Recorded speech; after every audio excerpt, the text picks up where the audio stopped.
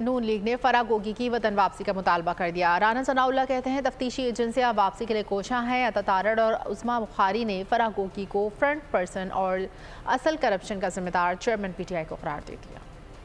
फराह गोगी के गिर्द घेरा तंग। साबिक वफाकी वजीर दाखिला राना सना कहते हैं पाकिस्तान की तफ्तीशी एजेंसियां फराह गोगी की वापसी के लिए कोशा है। अता तारड़ बोले फराह गोगी ने मुल्क की दौलत पर बेरहमी से हाथ साफ किया।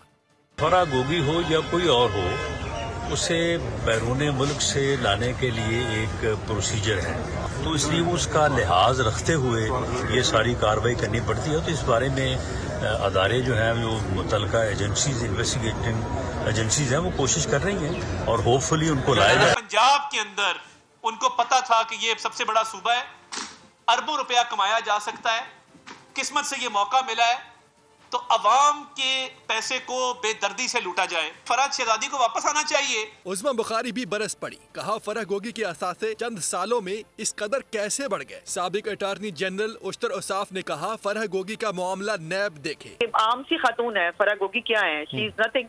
सिर्फ ये है कि वो पिंकी पीरनी साहिबा के साथ जो है उनकी सहेली थी, नजर आती थी, और उनके मियाँ को ठेके पे जो है वो पंजाब दिया हुआ था। आज वो आप डॉक्यूमेंट्स के जरिए देख रहे हैं कि ये कौन सा जादू का चिराग है जिसको रगड़ के जो है वो 450% इजाफा। सब्सक्राइब करें और बेल दबाएं ताकि कोई खबर रह न जाए।